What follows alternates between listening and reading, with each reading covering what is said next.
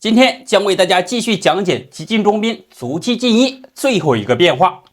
我们依然是快速走到棋局分界点，双方迅速出子，排兵布阵。黑方上马，红方进兵，平炮对车，平车避让，退炮。红方急进中兵，平炮打车，选择称势。因为针对急进中兵，称势补后中路是必要的走法。那么接下来红方再次发起中路进攻，黑方选择侧翼反击。红方上马，黑方进卒吃掉。此时再上马，目的很明确，要吃黑方的三路马。前面我们讲了，黑方想保住这个马的话，相对而言，红方是有非常顽强的手段。它比较好的就是车8进8。在这里丢失一马，将来车卡向腰，这里一闪马的话，炮打底象。当然最为潜在的就是平车过来寻求补偿，既吃炮还有进炮打马。显然红方要先上马稳过后方，黑方此时他的阵招就是象3进5。新来的棋友或者说有疑问的话，大家可以把前面几局结合一起观看一下。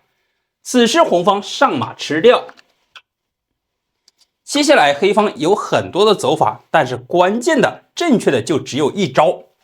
比如说马7进8的话，这里上马踩车进炮打底象看起来很不错啊。这里经过一系列的演变，形成5步穿肠马的话，黑方都是得不偿失，大败而归。关键的就是红方这个三路马结合中路有炮，前方有兵，内道有车，始终能够形成车马炮兵四子顽强组合，将来上马破中势，巧妙入局，形成非常有力的杀招。所以说黑方的关键招法就是车1平3，先把红方这个马给解决掉。那红方这个马如果说前去的话，看起来有后方的8路炮给他生根，实际上黑方炮一闪开的话，这个马将很容易被捉，只好选择退马。好了，可以说急进中兵，这是后手方应对的第一个主要的一个方法策略，退掉敌兵，将来再伺机反攻。同时我们在这里也不得不说一下，对方有当头炮的时候，顽强的防守撑起势象是必然。当然这里前方有马有中路有兵的话，使得他这个炮中炮没法发出，也是我们必要的一个好的阵型。此时黑方车3平4，这步棋也是非常的有内涵，既占据内道线，将来这个车迅速能够杀出来，进可攻退可守。黑方选择士4进5，双方摩拳擦掌，但是这里都是内线运子，先在老家摆好阵型，既防止黑方进去卡住象腰，将来威胁中路炮，同时主要目的也是防止黑方一旦上马的话，势必有进炮打掉底象。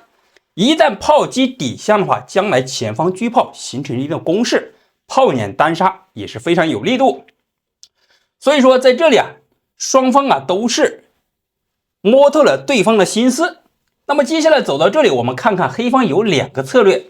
车4进6，这是第一个变化，前面一局我们已经介绍完毕。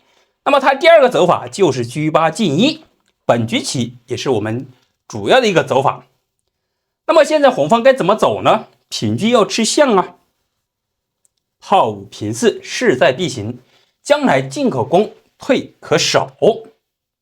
好了，走到这里黑方有2个走法，上马吃马，上马踩车，炮打底象。我们分别来看，如果说马7进5的话，大家看看换作是你的话，会不会进兵吃马呢，还是平车吃呢？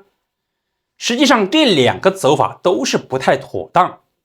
我们首先要搞清楚黑方他主要的意图就是进炮打底象，这里跟你交换炮击底象，将来底线有车的话，对红方的底线迅速能够破解。所以说红方在这里关键招法就是象7进5，先形成稳定的防守，不让你走到这一步棋，接下来再进兵吃马，黑方的这个马前去无门，只能后退。此时黑方的进攻优势已经被瓦解，红方平车抓炮，黑方这个炮无论平到哪里，退车一吃足的话，好了，这里就很明显，敌我双方优劣势已经分出来了。红方明显占优，黑方目前来说没有攻势，红方主要是中路这个当头兵呢，形成非常大的威胁。黑方的马上不来，将来黑方上马造成一定的攻势，包括出车，相对而言红方的子力比较好走一点。我们继续看黑方第二个非常顽强的走法，也是今天比较精彩的局面，上马踩车，进炮打底象，车吃象。那么大家肯定有疑问，前面为什么没有直接平车吃象呢？这里我们顺带也给大家解释一下，因为先前这个局面的话，如果说直接吃象的话，红方一退炮，这里很明显你这个单车没有什么攻势，这个小卒又没法靠近，将来红方的前方还有一定的攻势，反而单车造成不了什么气候。所以说上马吃炮主要是腾挪让道，进炮打底象。大家看看，换作是你的话，是不是飞象呢？但是这里上马吃着车车又吃着象，炮又瞄着象，可以说这里非常的关键。好了，我们就直接为大家走出最为关键的正确招，退炮打车，和你形成交换。此时回马吃车，我平炮打掉，你进炮打象，没有攻势。当然如果说这个车闪开的话，红方也退车，那黑方只好选择平车吃掉象。此时红方退车抓马，这里并没有平车抓马，因为马8进6，再有马6进4的话，将来既抓炮，同时卧槽还有挂角，形成这样几重的威胁。所以说退车抓马就断去你走这一条线。此时黑方上马踩掉边兵，接下来红方对他的车马炮卒4个大子还要形成一定的防范。红方在这里选择了一个炮8平9，既同样守住这一条线，也是伺机快速把这个车走出来。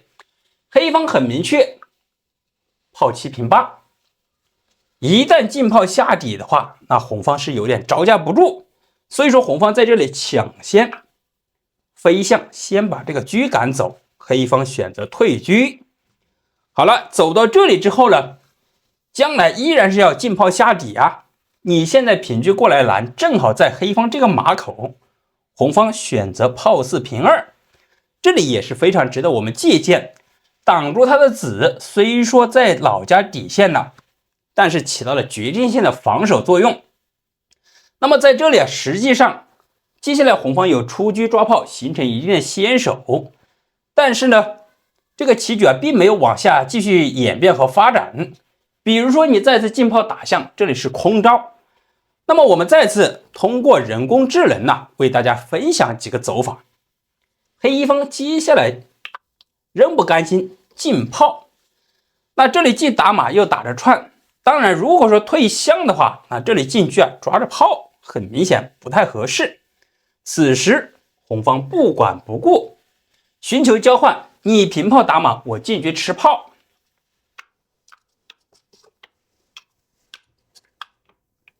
好，吃完之后看起来黑方没有什么进攻优势，车马炮它分成两边的话，这里还是可以防守的。那么走到这里之后，黑方采取了一个大胆弃车将军，目的要吃炮呀。如果说你飞象吃掉车的话，这里炮进底的话就是闷杀，可以说他走得非常的好。那如果说退士，这个炮白白丢掉，肯定是不划算。红方仅此一招退车，守住底线。黑方一计不成，再生一计，加大火力，进车卡住象腰，进炮底线就是个闷杀。红方只好选择全线撤退，先形成防守。此时黑方也没有办法，只好选择平车吃掉，寻求交换。红方退士吃掉。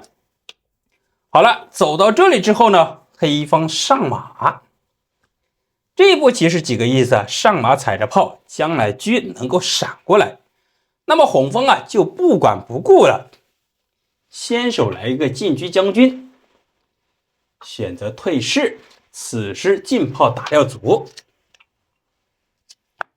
红方完全没有顾忌老家，反而前方采取进攻。黑方上马踩掉炮，实际上这里是一个诱饵啊，引诱黑方上马吃炮，接下来进炮下底。当然大家或许会认为我这里先手进炮将军行不行呢？如果说这样走的话，正好成势。首先你底线再摆开的话，这个车在这个位置啊，没有红方先手之力。那么接下来红方进炮下底，这里很明显了，黑方还相对而言比较紧张了。退车这里就要抽车抽炮啊，先把车躲开，此时退车先抽掉炮。好了，棋局发展到这里啊，虽然说今天这局啊没有前面杀的那么精彩，没有那么大快人心，但是今天呢也通过几个精彩的比较关键的招法，让我们稳打稳打，先把基础打牢。